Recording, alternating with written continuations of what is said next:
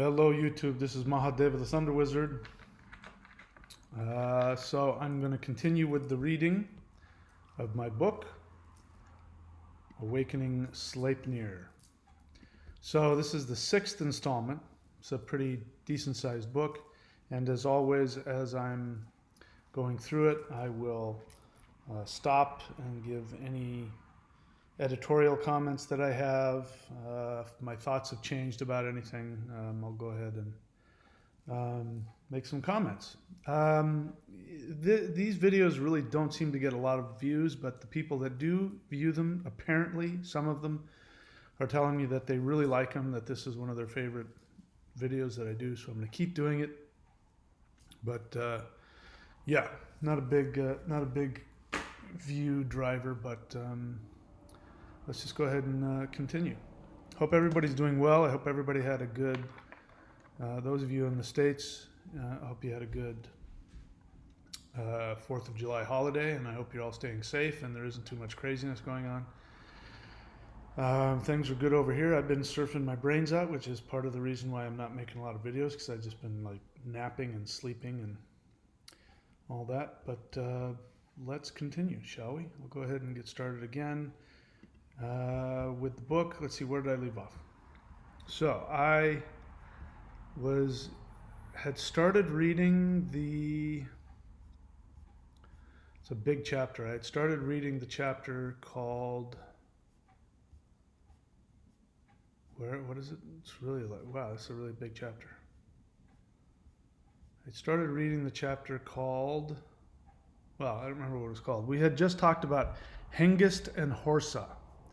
And I was sharing with you the actual written history about the, quote, invasion of Britain by the Anglo-Saxons. And I explained to you that, you know, whatever it is that you think you know about that is probably false, because for some reason, even in movies, you know, there was a movie, however it was, 10 or 15 years ago, about King Arthur, supposedly based off of historical information, and there was just nothing historical about it. The truth is that what you've been told through popular mythology is that the peace-loving tribes of Britannia, who were shamans and druids and were living in peace in this beautiful landscape, out of nowhere, because the Romans had disappeared. Out of nowhere, from the mists of the north, came these Anglo-Saxon barbarians who just came in and swept over the peaceful Celtic tribes who had no defenses against them, and they stole their land away from them. And actually none of that is true at all. The truth is that for 400 years the Romans had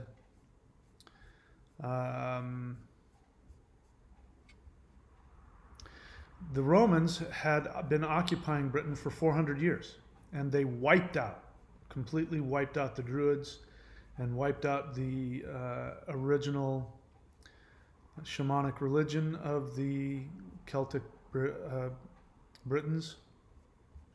And those people that had lived there had been Christianized for 400 years. They saw themselves as Romans. They saw themselves as Christians. And what had happened is when the Romans left, see, I knew this was going to happen. I forgot where I was. When the Romans had left, then the Celtic Britons had to fight off their own Celtic neighbors from the north. The Irish and the Picts were coming down and raiding and killing and making life very difficult. So, as was the custom, they would, kings and other rulers would seek out mercenaries. So, depending on which version of history you want to believe, the word had gone out that Vortigern was looking for mercenaries to come work for him. And one of the really interesting things about the first Anglo-Saxons that are recorded to have come over to Britain were that there was a tradition in continental Europe where if a certain like village or area only had enough resources to support a certain amount of people, then it was expected that there would be warriors who would volunteer to leave. They would volunteer to leave their own homeland because they knew if they, if more people than the resources could feed were living there, then people would get sick and die. So people would up and leave in order so that people could survive under their limited resources. And so Hengist and Horsa were the two guys recorded in history. Both of their names mean horse.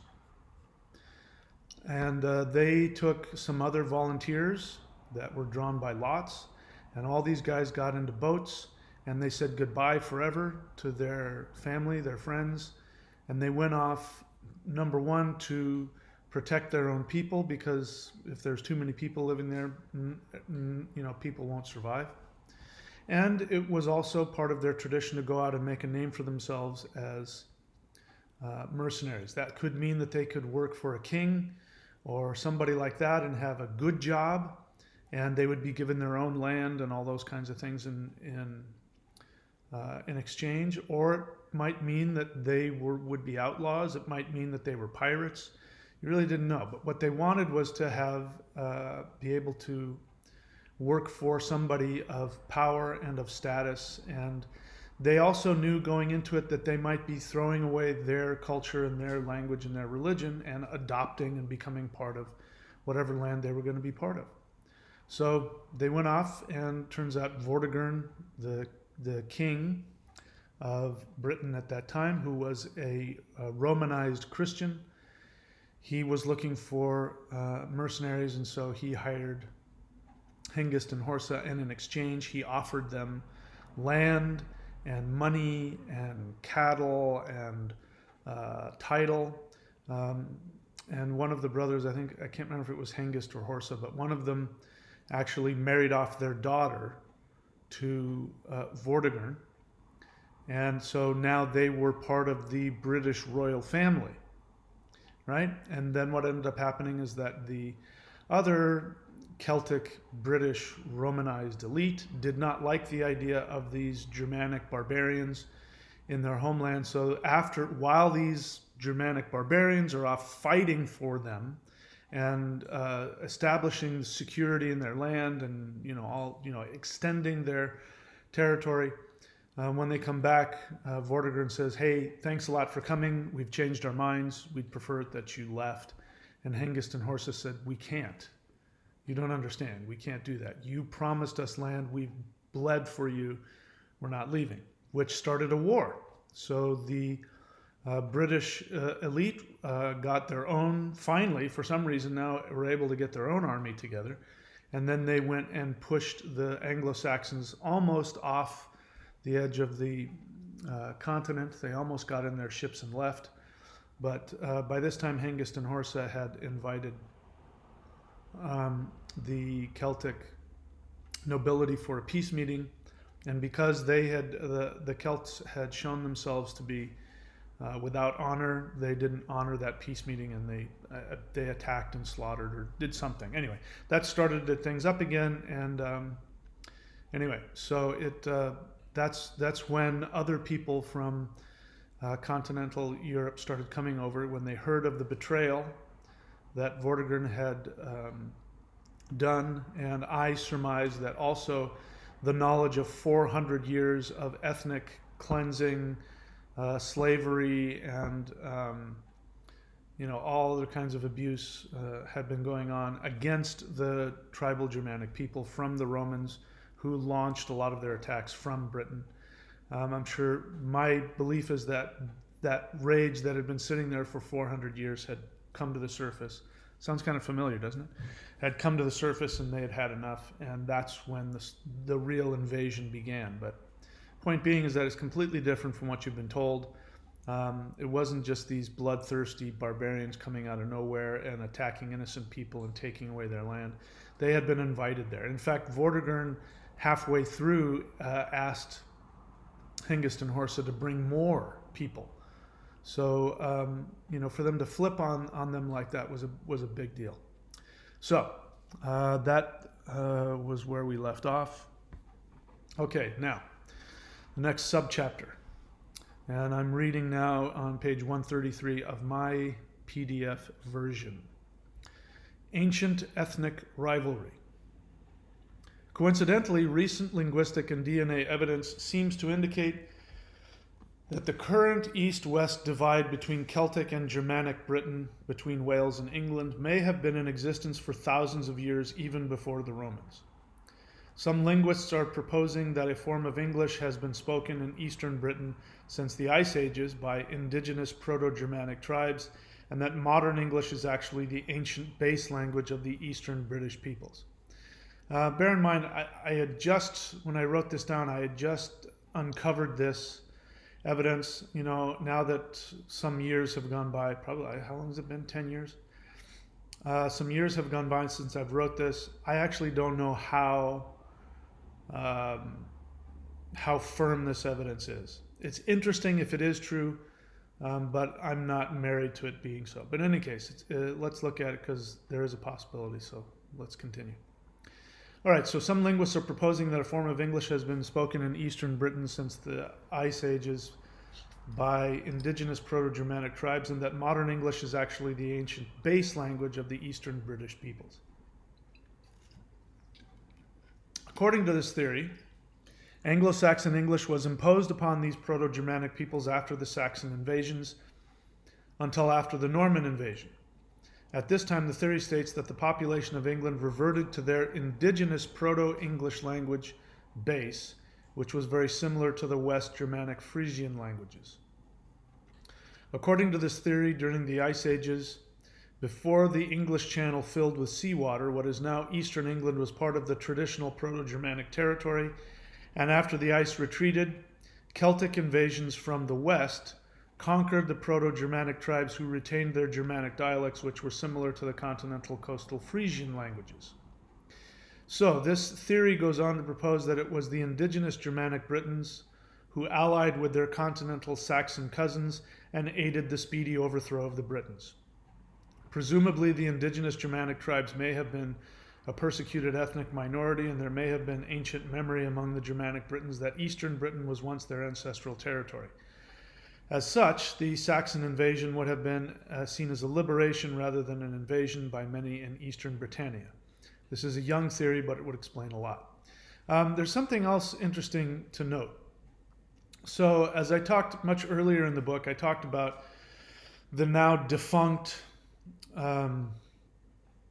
Indo-European migration theory, which says that 7,000 years ago, out of nowhere, these Indo-European horse warrior farmers came out of nowhere from the steppes of Russia and swept all throughout Europe and the Middle East and conquered all of these areas, bringing their language and their culture and their religion, and wiped out the hunter-gatherers there and wiped out their language and religion.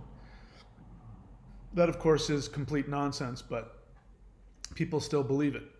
Now, based on that theory, it has always been the belief that the Celts were originally from continental Europe and that they spread westward. But what is interesting to note is that according to some in the Paleolithic continuity paradigm, and if you're not familiar with that, I'm going to put it down here for you to look at. Paleolithic continuity. Is that right? Continuity paradigm. Paleolithic continuity paradigm, which is just a fancy way that a bunch of people from a bunch of different scientific disciplines, instead of having one theory, they have a paradigm, which means that this is found in multiple disciplines, in linguistics, in archaeology, in DNA. Science seems to come up with a different understanding of how Indo-Europeans came into the Northern Hemisphere. But according to that, what had happened is that the origin of the Celtic people is actually in Spain. It's not somewhere else. It's not. They weren't part of this Indo-European homeland tribe that swept over from east to west. According to them, let me see. Am I still here? My playback seems to have stopped. Let me see what's going on here. See if I'm still. Does this say I'm still? Yes, still. So let's see. Okay, I still am. All right. So during like 30,000 years ago, the people who became the Celts were Indo-Europeans. As you know, the way it works is that the original Indo-Europeans 30 to 50,000 years ago came into the northern hemisphere from Africa, and then they swept all over in the northern hemisphere, Europe and Russia, the Middle East, and over tens of thousands of years their language and their ethnicity changed as a result of being isolated by giant walls of ice for tens of thousands of years. So in other words, like it or not, everybody's descended from black Africans, including the Indo-Europeans. They came up speaking an extremely, much earlier form of Indo-European, and they spread into all different parts of the northern hemisphere. And then the ice ages came in and literally walled whole, populations off from each other.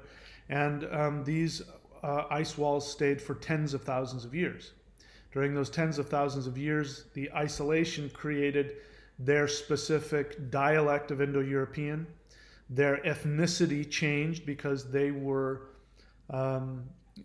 their bodies were adapting to the local climate, which means they're going to lose all their pigment.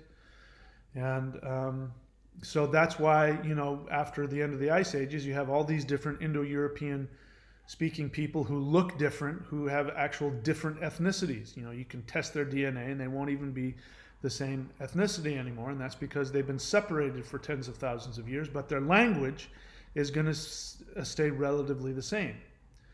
So instead of the idea that the Celtic Britons came over from continental Europe with this wave of supposed migration of Indo-European horse warriors, instead, during the Ice Ages, very early on, the people who were the Celts were actually in Iberia, in Spain. And they were seafaring people as well, and they got into boats, and they went over to what was the western shore of Britain, the parts that weren't covered in ice. So I guess they were seal hunters or things like that, and so they would go in their canoes, their kayaks, pretty much. They'd go around in their kayaks, and they would be hunting, seafood and seals and things like that. And so they went from Spain around to the western side of basically Wales. And that's why Wales ended up being their homeland, because that's where they came from. And that's why one of the most important pieces of evidence is that it is well known that the Celts in continental, what is now Gaul, went to Britain. They saw Britain as like the capital, as like the Washington, D.C. of the Druid homeland. And that's because they didn't go from east to west, the Celts, when they went over to Britain. They went from west to east. They sailed in their kayaks. They went around to the outer edge of what was Britain, and much of it had been covered in ice, and they lived there and established themselves there. And then as the ice retreated, they started to move westward, and then they jumped the channel, and then they went into what is now Gaul. So that's why people saw London, or wherever Stonehenge was, why they saw that as their capital. Does that make sense? And this, you're only going to know this if you look at what the most modern theories are about, how the different Indo-European tribes peopled Europe. Anyway, I'm boring the crap out of myself, so let's move on here. Going to, let's see, where was I? All right. So this theory goes on to, I'm now reading again. So this theory goes on to propose that it was the indigenous Germanic Britons who allied with their continental Saxon cousins and aided the speedy overthrow of the Britons. Presumably, the indigenous Germanic tribes may have been I already read that part. A mixed bag of truths. As with any group of people, there is always a mixture of both good and bad. But after having been taught for so many years that my English ancestors were barbaric murderers, I was shocked to read the actual historical events and discover that, at least in the beginning, it was the Saxons who were betrayed by the imperial elite in Britain. There was no initial unprovoked barbarian aggression. Had Vortigern and the British elite kept their promises, the Saxon armies would have stayed faithful to Vortigern and eventually would have volunteered to be absorbed into the Celtic British society, as was the custom for these traveling Teutonic mercenaries. In other words, they would have been more than happy to become Celtic. They wouldn't have needed to stay Britain and or Germanic or Saxon. They would have been more than happy to allow their grandkids to, become part of that. In fact, it would have been a source of pride for them to be part of the British elite and to adopt, British customs and all of that. Had Vortigern kept his promises, Britain may very well have stayed dominated by the British Celts to this day. Perhaps I would be writing this in Brythonic Gaelic instead of English. It may appear to the reader that I am making the argument for some kind of Teutonic nationalism. I am not. Many of my recent European descended ancestors have committed countless unforgivable acts of terror, murder, and mayhem against their fellow humans for the last 1,000 years at the very least. So we modern Westerners must accept and admit this fact if we are to heal. So I am not trying to rewrite history here in an attempt to glorify all those of Germanic descent, nor am I attempting to justify any victimization suffered by the Celtic Britons at the hands of Anglo-Saxons since the founding of England. I am aware that the Welsh have suffered considerably at the hands of their English neighbors ever since the Anglo-Saxon invasions, and I do not wish to minimize that. But I am saying that the same disease of materialism that has infected Western society had already taken hold in Britain, at least among the nobility, at the start of the Anglo-Saxon migration to Britain. Personal and ethnic healing. One of the first steps to healing from a spiritual perspective is to reintegrate oneself on all levels, including, and perhaps most importantly, on an ancestral level. As animists, we believe that we are always creating ourselves and our reality based at least in part on our own mythologies. My previous ethnic mythology as someone descended from a culture that enslaved others and disrespected the power of nature was no longer working for me, nor was I comfortable adopting the ethnic mythologies of other cultures. I needed to reach back into the past as far as necessary in order to reconnect with an ethnic history or mythology of my own that I could respect. In other words, I'm not unaware of the horrific crap that the Germanic, Anglo-Saxon people have done in recent history. But I understand that, like everybody else, if you go far enough back in time, you're going to find an indigenous tribal people who worship nature, and that's what I wanted. Back to the text. I am happy to report that as I continue to research my pre-Christian Teutonic heritage, a powerful and sacred spiritual past is emerging. If my work can help bring these past ancestral teachers more influence over our present society, then I want to do anything and everything I can to help them, including rediscovering and rewriting my personal ancestral mythological history. I am making the argument that the traditional tribal animist mindset of all peoples is highly superior to the kind of thinking that emerges as a result of what I term as the imperial mindset. Now, this might not be completely accurate what I've written here. I may have changed my mind about this part, but let's see. I am not anti-Christian either. I find much of the supposed words of Jesus to be powerfully animist in nature. Okay, so I have definitely changed my mind about that. Christianity had been hijacked, warped, and used as a tool for imperial expansion, one goal of which is to eradicate people's animist connection to the earth and their own ancestral traditions in order to implement and solidify the materialistic imperial cultural mindset. All right, so that I've completely changed my mind about. That I don't think that there was this innocent Christian religion that was hijacked. I believe the Christian religion was part of the strategy to hijack the world. So that whole paragraph you can toss. I don't believe I completely changed my mind about that. All right, continuing. This is not unique to the Romans or to modern Europeans. It all started with the first person who decided to create an empire. It may have started with the Egyptians and the Mesopotamians, but however it started, this mindset infects and spiritually destroys any culture it influences. It was extremely healing for me on a personal level to find out that my Anglo-Saxon ancestors were identical to all other peoples in this respect. All humans started out as earth-worshipping animists. All people who end up surrendering to the spiritually disconnected imperial mindset end up becoming opportunistic, morally ambiguous, violent, and self-destructive. It is my hope to provide some alternative frames of reference with which Westerners can identify themselves in order to help reawaken their ancestral, innate animist natures and hopefully move toward healing our world. I don't know if I talk about it in this book, we'll find out, but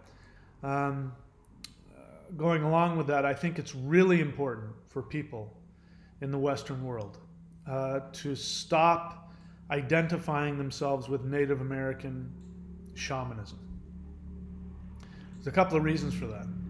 I mean, it's here too. When I first got here to Australia a year ago, a friend took me to some, local spiritual, it's really new agey sort of gatherings and, tarot readings and things like that. Some of the stuff I liked, but a lot of it was nonsense. And they were reading these spirit cards that were based off of, quote, Native American spirituality. And I just didn't have the heart to tell them how completely offensive it is what they're doing. They thought they're tapping into some tribal, aboriginal type of spirituality. And in fact, one person out here, I told somebody that, or somebody told one of their friends that I was a shaman. And that other person's response was, no, that can't be. Only Native Americans are shamans. And that's, from somebody here in Australia. And of course, it just shows the complete lack of education on what even that word means. Shaman is not a Native American word. They don't like it. If you call a Native American a shaman, they don't like it because that's not from their language. It's a completely different culture and a completely different religion in their mindset. It generalizes all Native Americans as having one same religion. And of course, the thing that bothers them the most is when you take their religion without their permission.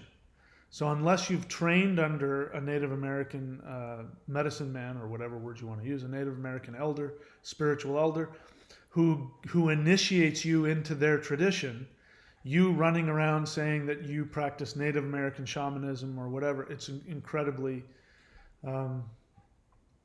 it's very insulting to them, and it's demeaning to them, and it's destructive, because that's their experience has been that white people have come in and taken everything of theirs. So now they're taking their religion. And the reason, that's the first reason. The second reason it bothers me is because it also shows self-hatred. Now I understand it, because if you don't realize that you have an animist tradition to work from in your own ethnic past, if you don't realize that, then you're going to go with whatever is available to you. And if the only thing is available to you to have some kind of an earth-based animist perspective, if the only thing that you think is available is Native American shamanism, then you're going to grab onto that. So I understand it, but there's an unconscious self-hatred associated with it, because there's no way you can tap into that without tapping into feelings of anti-white, reverse racism. And in fact, one of my favorite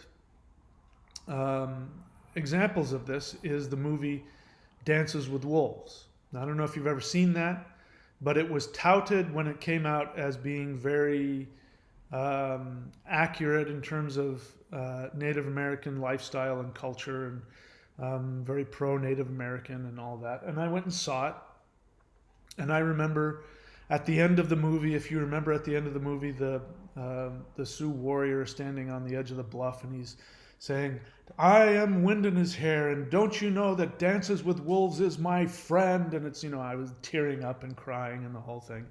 And I got outside, out of the theater into the sun, and I'm wiping the tears. And then I stopped and I said, "Wait a second. What the hell am I doing here?" Because it dawned on me that whole movie was nothing but white guilt. That what you had was this white guy who comes in single-handedly, by the way, who single-handedly comes in, becomes part of the tribe. He teaches them how to hunt.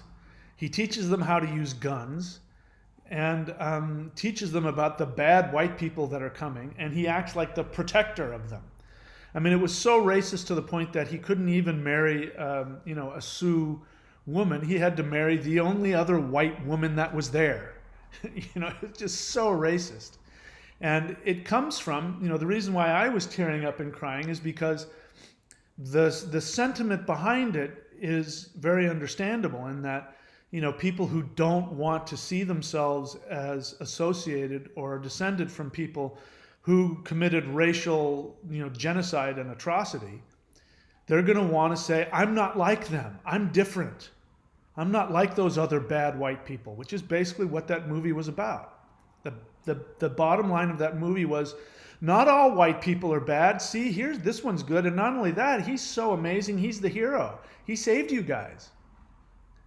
There was one scene where, they were getting attacked by another tribe. I forget who it was. Dances with Wolves helps out this poor elderly Native American who, comes out from behind a tree and hits the other Native American in the head with the butt of his gun. He didn't know how to use a gun, so he teaches him, "Here's how you use the gun." It was just so condescending and so racist from beginning to end. That's the mindset behind people who want to adopt Native American shamanism. They are coming from that reverse racism, that white guilt, and they hate their own ethnic heritage. But you can't buy into that without being condescending, hijacking somebody else's religion and culture. Now, I have nothing against using other religions and other cultures. I've done it myself, but I did it, in the proper channels. I was taken in and I was initiated by people who were authorized to do so. Whether it was African drumming, or whether it was Taoist mysticism, or whether it was Kundalini yoga, I was, part of a lineage. It didn't matter, what the race of the person was. You could trace their lineage back to people from that culture and from that ethnicity who were giving you and empowering you in that lineage. Somebody just deciding, because they don't want to be white anymore, decided that they want to become Native American, going to the bookstore and grabbing some book on Native American shamanism and trying to live that way, that doesn't count. Probably because what's written in that book is garbage anyway. It was written by some white guy who wants to be Native American. I do have, I don't at the moment, but I did have friends who were actually, one guy, a very, very close friend of mine for a while, was Diné, which is another word for Navajo. But, I wasn't ever invited by him to go and learn his stuff. He went and did it for a while. He was also a Taoist mystic as well. So, I don't, people ask me about Native American this, and I say, I don't know anything about it. I haven't been taught by somebody. I know what everybody else reads. But, another good example is if you look at the medicine wheel, right? The medicine wheel with the 4 races and the 4 colors. Depending on which book you read, the colors and the directions will be totally different. Which means you're not dealing with a real tradition there. It's made up garbage. Who knows what's real and what's not. So that's my big thing about one of the reasons why I'm doing this. And I think I shared earlier in this book what got me where I am, based on some Native American guy's comment on YouTube that really got me under my skin and got me to agree with him that Adopting somebody's spirituality without permission is destructive. All right, so those are my two reasons why I think it's important to learn this. I mean, if you've been taught something, some other ethnic tradition, I'm fine with that. I don't need for you to leave that. This isn't a racial thing. I don't need for all white people to come and do my thing. That's not at all what I'm doing here. So just to be clear. All right, now let's go to section 3, to my fellow heathens. Before I go any further with that, this was when I was first writing all of this. I've said before, if I had any idea how racist the so-called heathen movement was, I would not have pursued this. If I knew that, doing all this research and doing all this work and working with the gods of my ancestors and then wanting to share that publicly, if I knew that that was going to get me connected to the morons with steel plates in their heads who equate racism and racialism with our ethnic spiritual heritage, I would have had nothing to do with it. By the time I found out what was going on, I had already made vows to Thor and to Odin and had been working with Mother Hulda for a long time, and I had already had all this stuff awakened within me. So it was too late. I don't talk about this now, and heathens don't really come onto my channel anymore. If they do, they don't really speak out, thankfully, because I just don't have any space in my mind for the racism involved. But this was when I was first starting to come up against it, and so I was insecure and I was defensive, and so that's where this is coming from. All right, section 3, to my fellow heathens. The modern Western mindset. At the risk of alienating some of my heathen brethren, I have to say that I believe that much of the accepted neo-heathen dogma concerning our pre-Christian ancestors in modern paganism and heathenism is the result of fallacious personal assumptions and projections that have been greatly influenced by a post-Christian worldview held in our unconscious minds. This is not an indictment, it is merely an observation. I do not think it is possible to grow up in Western society and avoid this mental indoctrination. Our post-Christian ancestors invested huge amounts of time and energy destroying our pre-Christian animist culture, heritage, and worldview.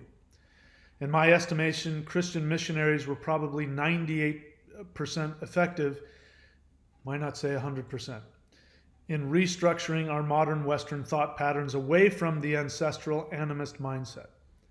I have no doubt that our pre-Christian ancestors would recognize our modern Western society as being completely alien to theirs in almost every way. It is extremely naive for any of us to think that the previous 1,000 years of Christianization had no influence on each of us in our modern thinking. Unfortunately, simply making the decision to become pagan or heathen does not change one's unavoidable indoctrination into the modern Western worldview. Simply deciding to become a polytheist does not magically remove the dualism in our unconscious thought patterns. Removing our unconscious monotheist dualist indoctrination will require concerted effort over an extended length of time. Having spent a considerable time myself in other polytheist disciplines that have an unbroken connection to prehistory, I can tell you that it took me at least 10 years of immersion in indigenous polytheist practices that have never been influenced by monotheism for me to even begin to address many of the deeply ingrained Western thought patterns in my mind. Regardless of one's professed religion, I feel comfortable stating that anyone who is born into or raised in modern Western society, regardless of professed religion or lack thereof, has been mentally, emotionally, and psychologically indoctrinated into the dualist mindset imposed upon Western society by Judeo-Christianity.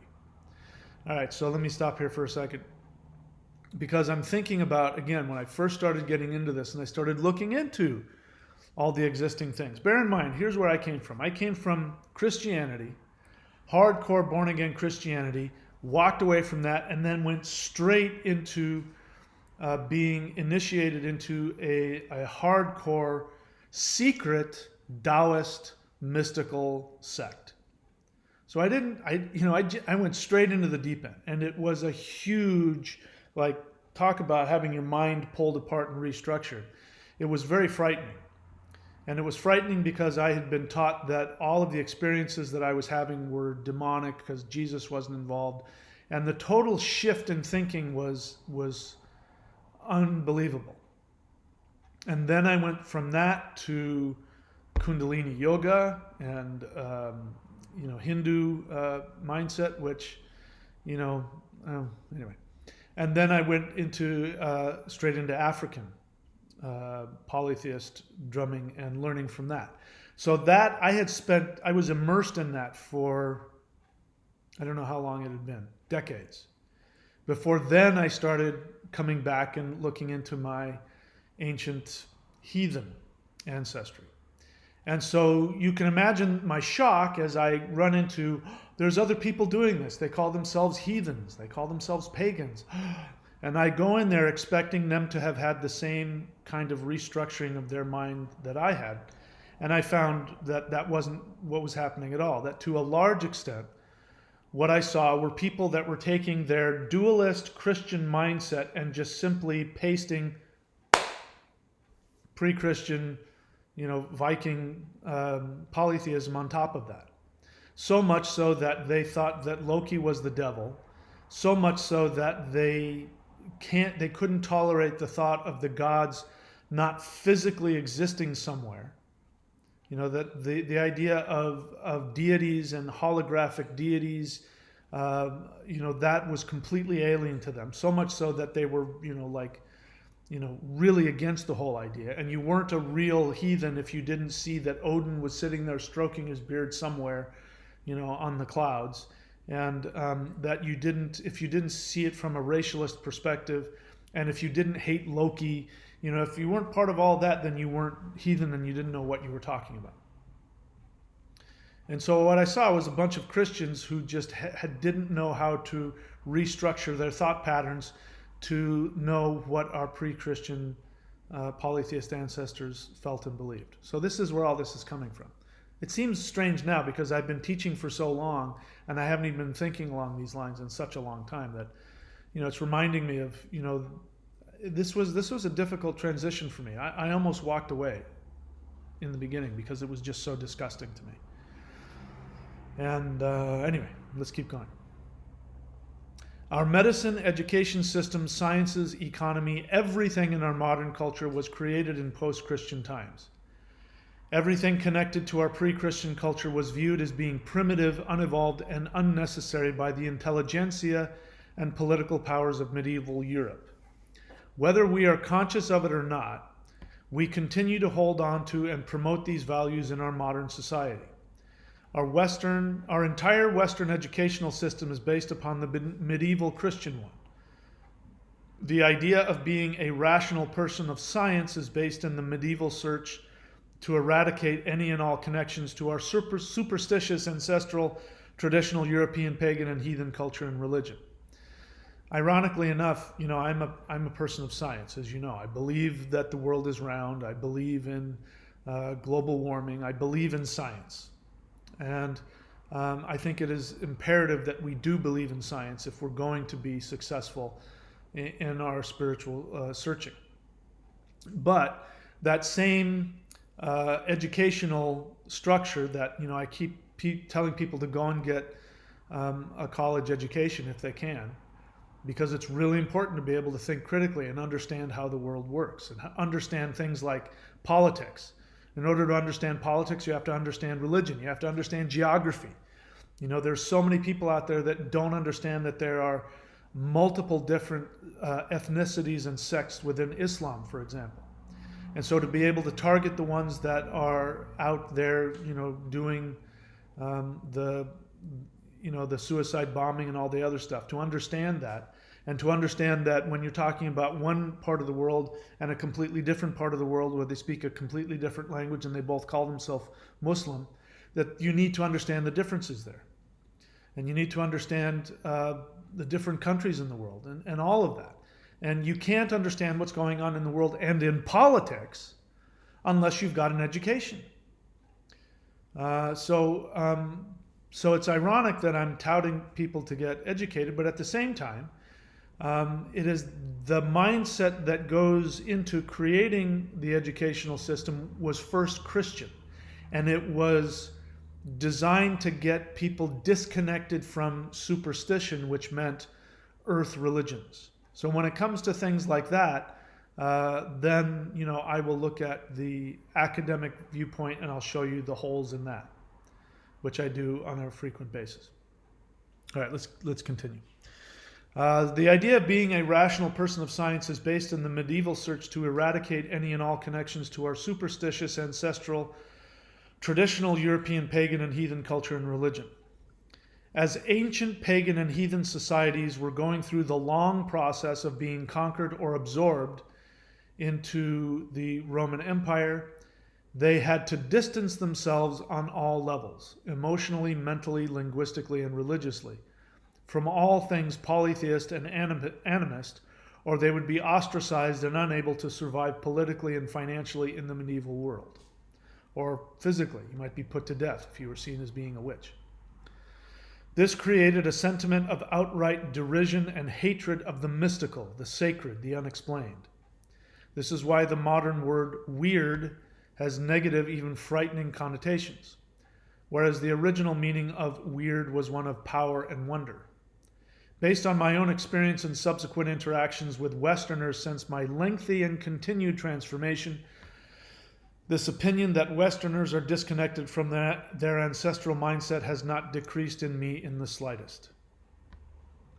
If we modern pagans and heathens are honestly seeking to reconstruct, recreate, or reproduce a form of pre-Christian European polytheism, it is imperative that we be brave and honest enough to confront any and all Christianized thought patterns and psychological assumptions from our Western upbringing and education that may still be influencing us.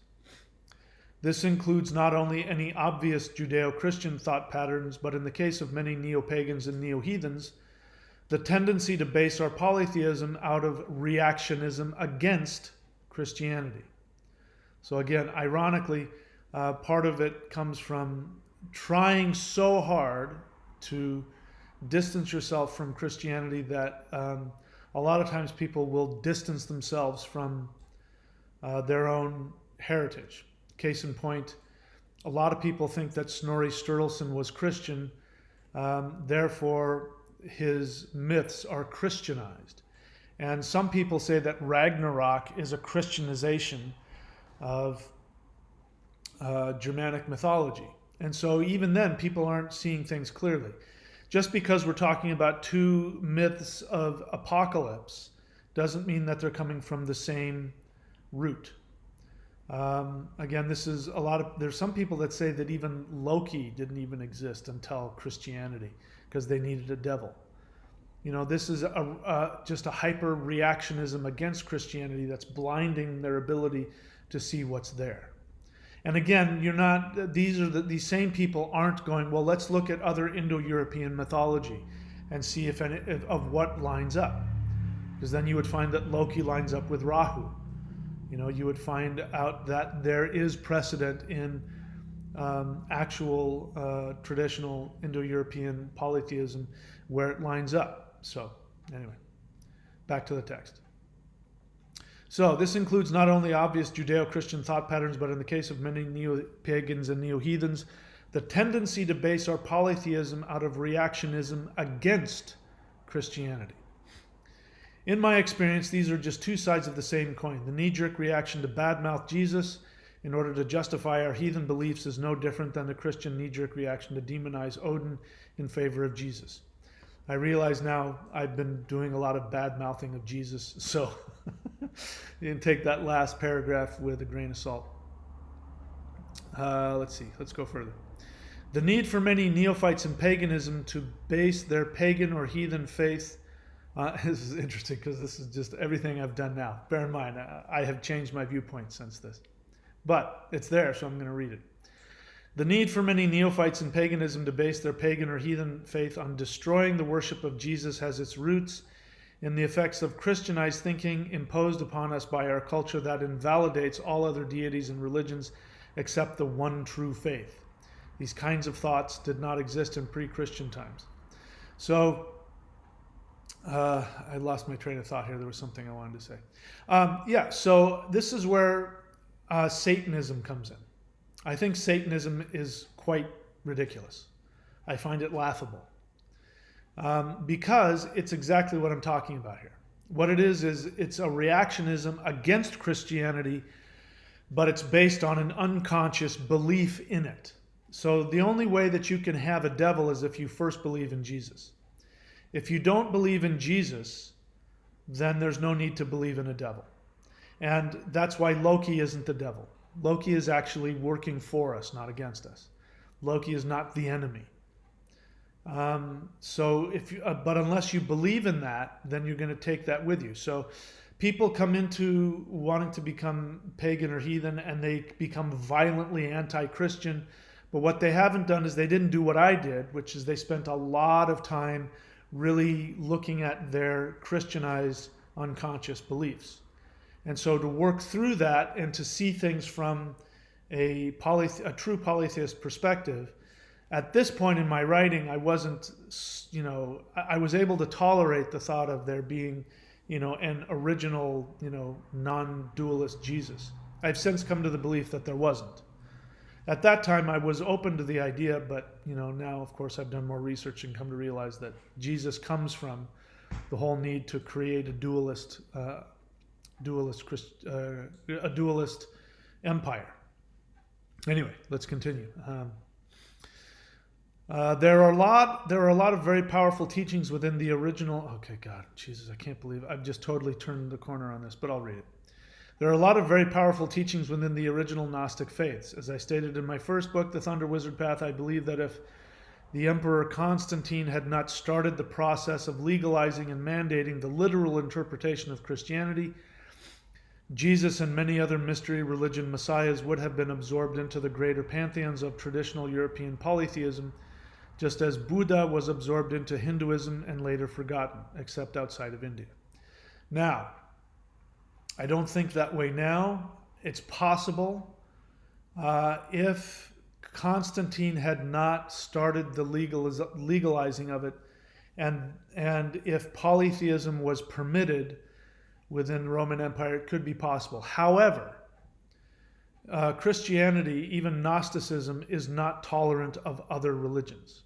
So eventually, Jesus and Christianity has within it dualism and has within it the same mandate as Islam, which is, create a holy war against any other belief system. So I don't believe that. You do see that to some degree in Hinduism. They talk about Jesus the same way that they talk about Rama or Krishna, and somebody could make the argument that Jesus is just another avatar of Vishnu. But in order to do that, you have to completely discard the majority of the Old Testament and a lot of the New Testament. So you can't really be a Hindu and worship Jesus in the traditional way, because Jesus himself said, "I am the way, the truth, and the life." So there's some truth in what I just wrote here, but I'm pretty much you can shit can that whole paragraph. I'll continue. This is me talking again from the book. Anyway, I am not seeking to make arguments for Gnosticism. That is not my interest or my focus. As it turns out, as I did more research into Gnosticism, I found it to be as repugnant to me as the rest of Christianity. So this was before I had done that. I am merely trying to reconnect us to the mindset of multiplicity inherent within polytheism, as opposed to the singularism of our modern Western mindset. I was basically trying to say that our ancestors were tolerant of other religions, and that is why they didn't like Christianity. That's why they called Jesus the White Christ. They meant that because he was pale. He was pale, and sickly. So the White Christ meant the sickly God. He was sickly. He was on this cross, and he was emaciated, and he was dying, and he was allowing himself to be killed. And it was just repugnant to them. So that's why they called him that. Continuing back with the text. The idea that there was an original heathen religion. Now, let me tell you what was going on. As I was doing this, people were calling me traitors. They were calling me race traitor. They were calling me a traitor to my faith, to my people. They were saying that I wasn't teaching the original heathen religion. And I'll leave the guy's name out of it, but you know who I'm talking about. The guy who, is basically the Pope of racialist heathenism, who was among one of the first people to bring heathenism into popular culture back in the 70s. You know who I'm talking about. That guy and those who follow him talk in these terms. They may not say it, some do, but a lot of them will say, we have to go back to the original heathen religion. And they don't know what the hell they're talking about. So whatever original heathen religion they think they're bringing is actually just Christianity with, paganism and heathenism slapped on top of it. I've shared this story before, but I'll share it again, which is, you guys who have followed me, you've heard me talk about the similarity between Thunar and Indra. And in fact, the name Indra and Thunar are the same name, separated by tens of thousands of years. That Thunar comes from two root words, Thu and Nar, which are both found in the Vedic seed sounds. So they're as Vedic as they are Germanic. And it means the Lord of the drop of nectar, the Lord of the moon, Thu Nar. Moon, Lord, drop of nectar, Lord, or first cause. And his name in the Vedic is Inthura, which means full, Thu, which means drop of nectar, and Ra, which means king. Inthura, Indra, Thunar. It's the same deity, same words, separated by tens of thousands of years. So I go and I'm watching this guy, you know who he is, the Pope of heathenism, and he is talking about the original heathen faith, and he starts talking about Thor.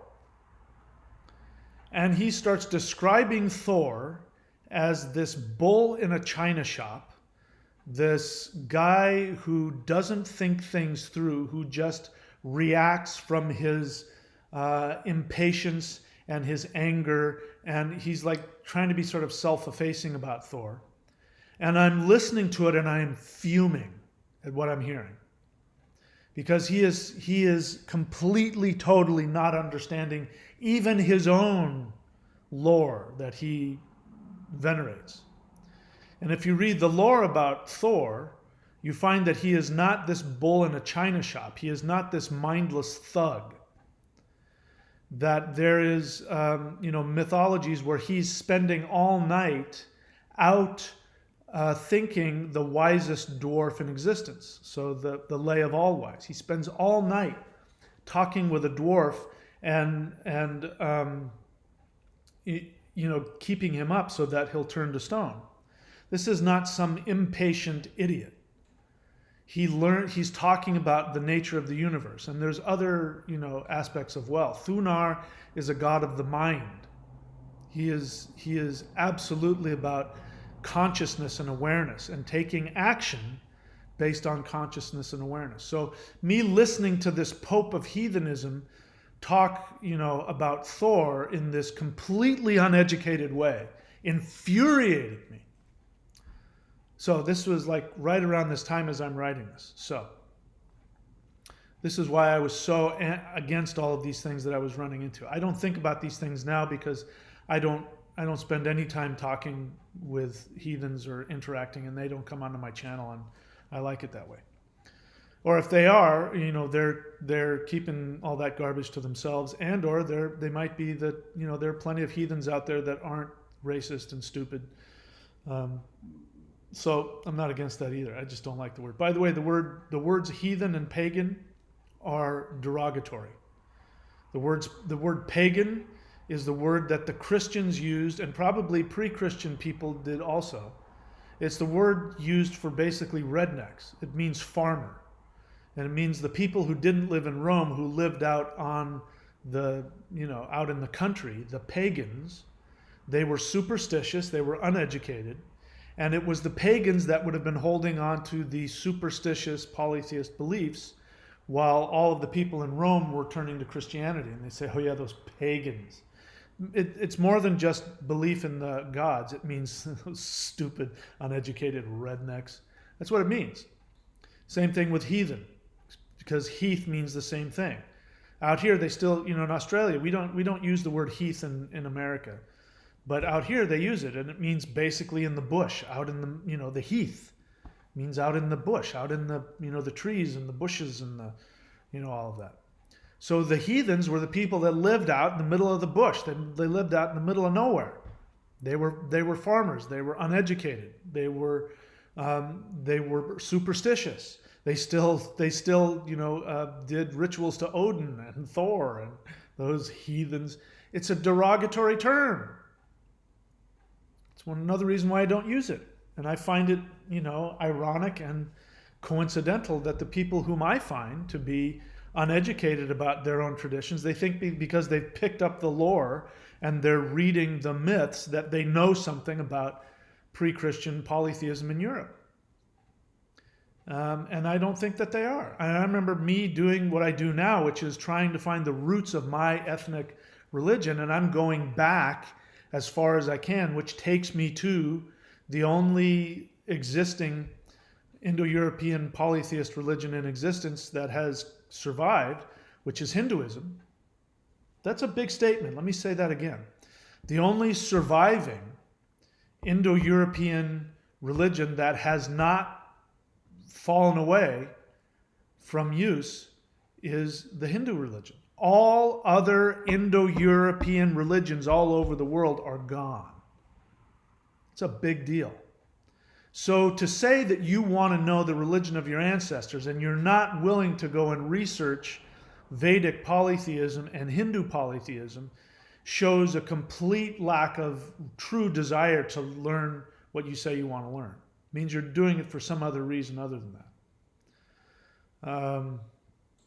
So I was fuming at this idea that there was an original heathen religion and that these uneducated, racialists were walking around pretending to be, I'm worshiping the original Viking religion, and they didn't have the first fucking clue what they were talking about. They read the myths, and that was as far as they got. And they didn't know what to do with it. They didn't know how to interpret it. You have to completely retrain yourself to be able to interpret what you're reading there.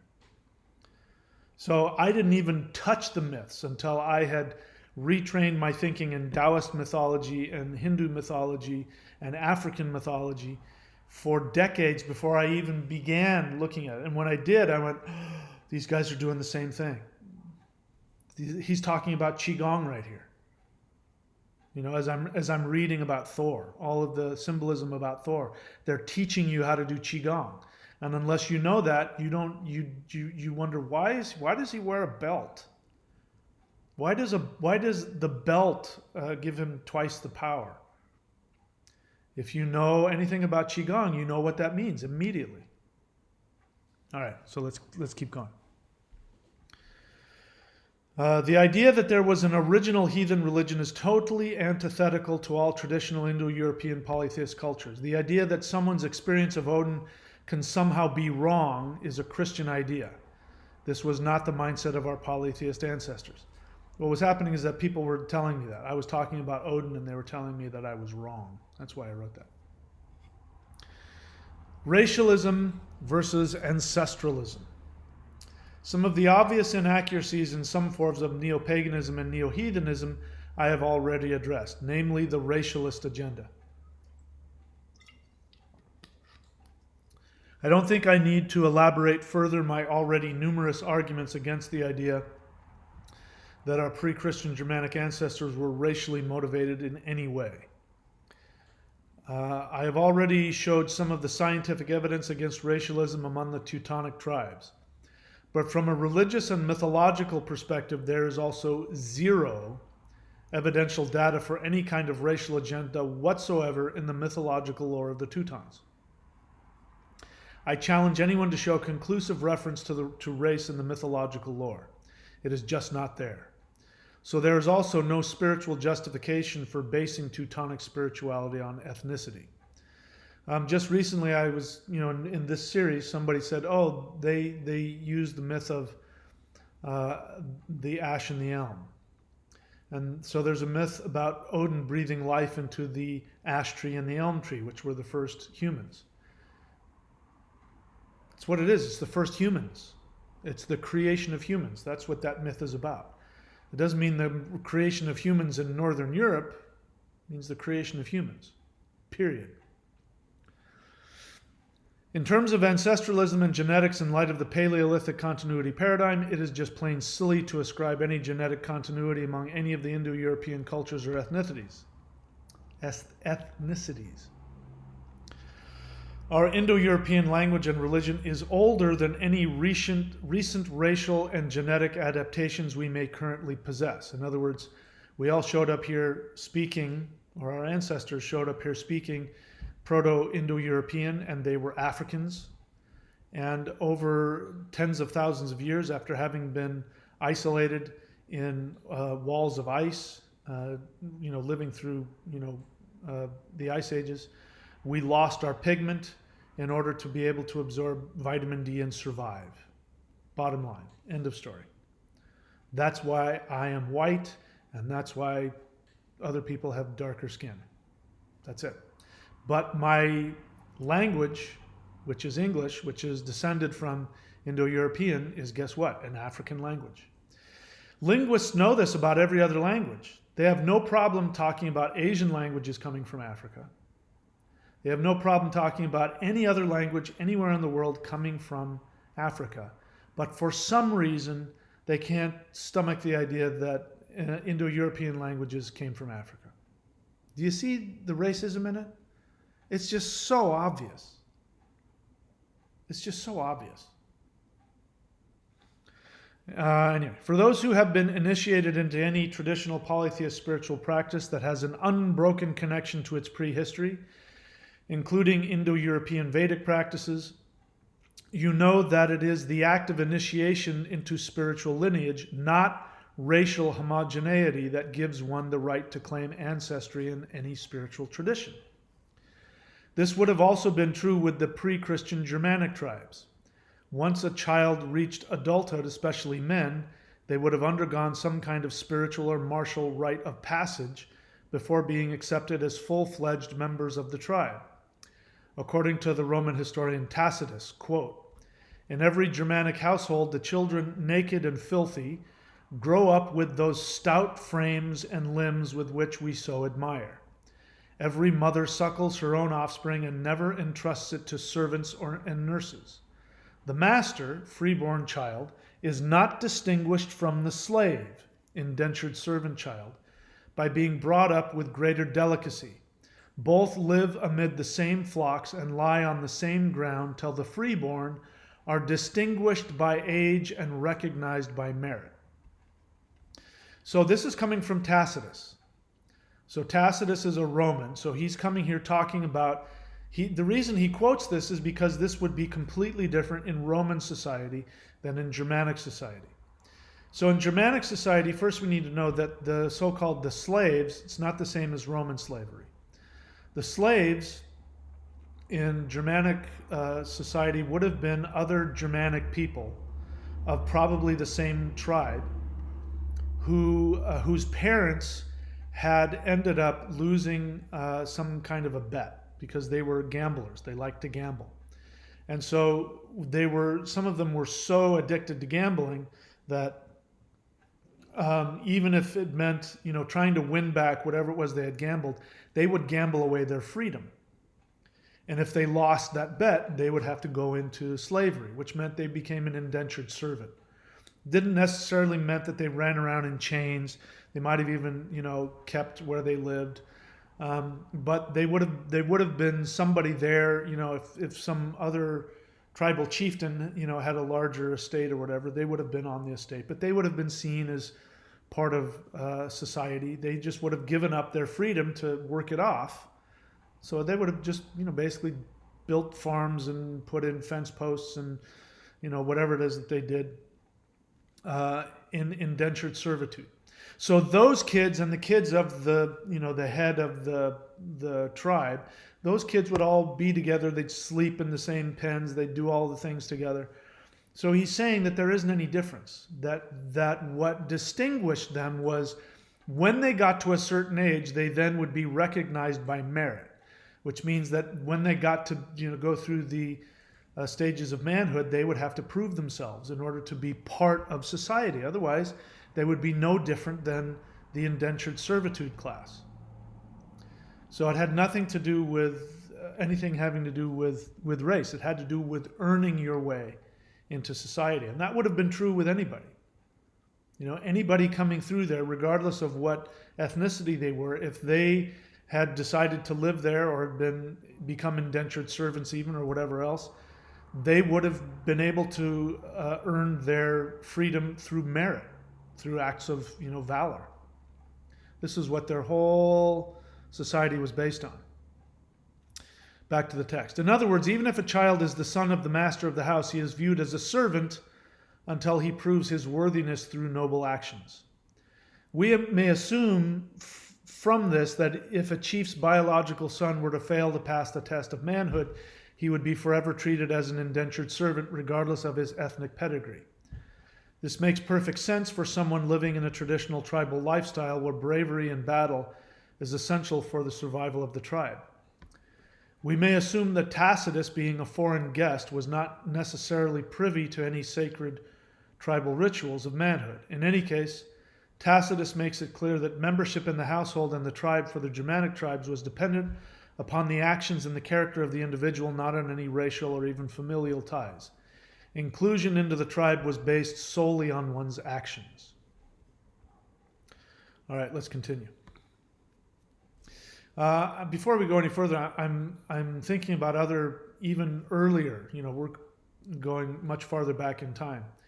The way that a person became part of the tribe was that they were initiated into the gods of that tribe, to the ancestors. This is exactly what happens when you get initiated into a spiritual tradition. So when you become initiated into my tradition, which is very easy, and I allow everybody to do it on their own, they can just simply start chanting the Hool breath. If you don't know what it is, you can go and look it up anywhere on YouTube. Start doing it. When you start chanting the Hool breath, you immediately become being given empowerment into my lineage, which is the ancestors that work through me, which means all of my ancestors, all of my ancestral teachers, which are not necessarily my ethnic ancestors. There's all kinds of teachers that are working with me. That is originally how you became part of somebody's tribe. When, as hunter-gatherers were moving into different areas, they would come into a different ethnic or linguistic region. They would intermarry. That was part of what happened. That's how you survived. You intermarried. You would take on a wife from some other tradition, and she, of course, would teach her tradition to her kids. But when you came of age, the father would then initiate you into his lineage. That's why we take on the last name. If it's a patriarchal society, we take on the last name of the father, which means that when you are given the name of your father, you are given the lineage, the ancestral lineage. It gives you access to all of his ancestors. That's why you take on the last name. Understand? That's how that works. All right, let's continue. Where was I? Let's see. Do I want to get into this, the universalist debate? You know what? I may want to stop here. Yeah, I'm going to stop here because this is a good place to stop for, and then I'll do all the rest of it in another installment. Okay, so we're going to stop here on page 146 of my PDF version. All right, so it does look like there's a couple of questions here.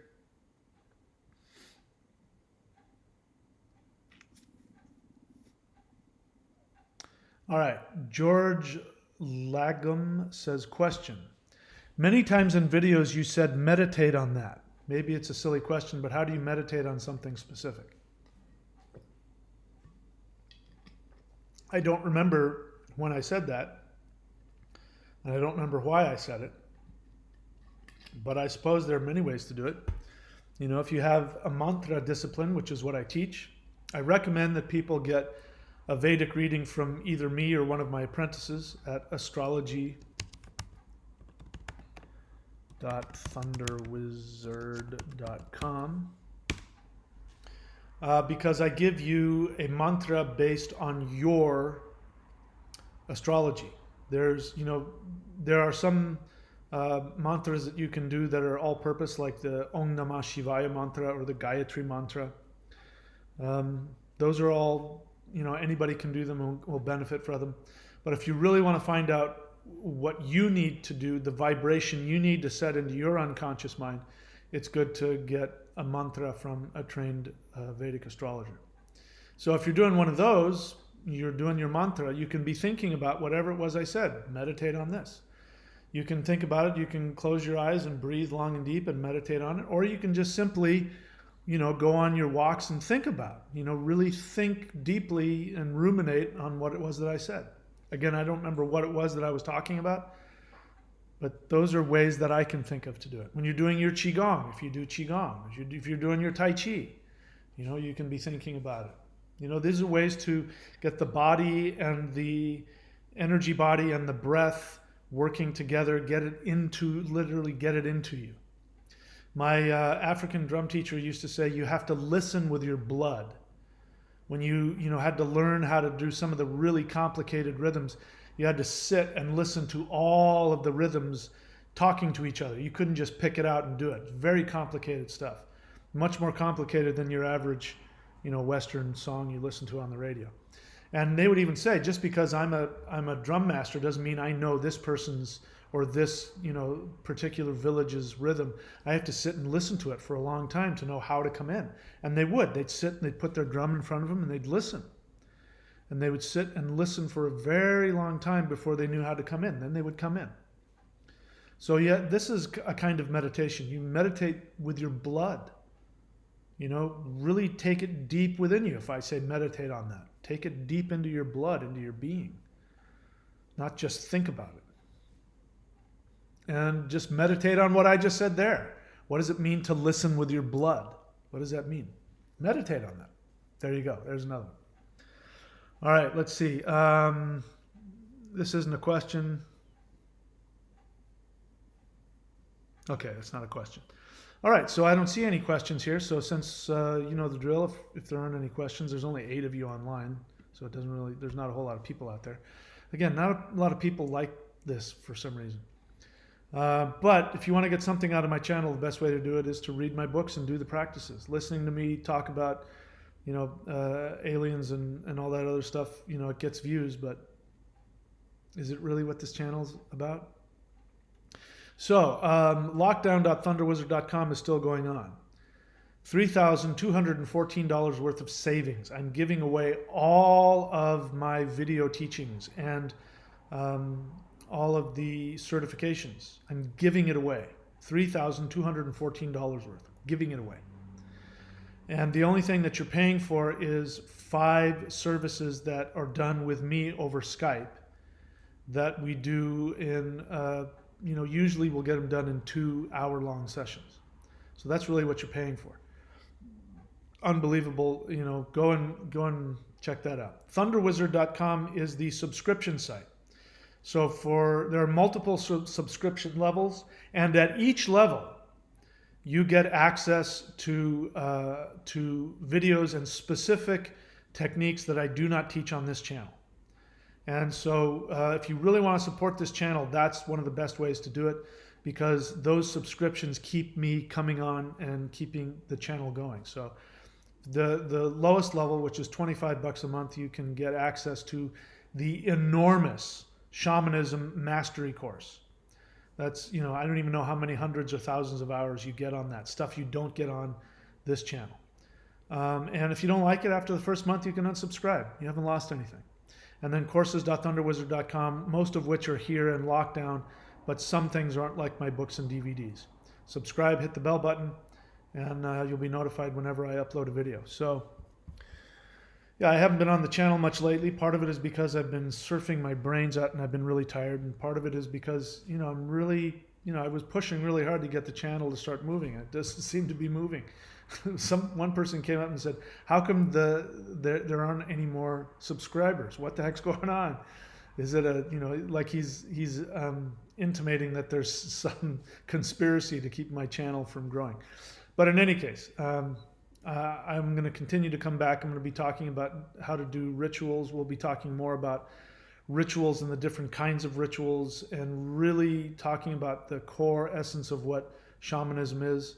And so that's the kind of stuff we're going to be talking about coming up on the channel. So that's it for me today. I'm done.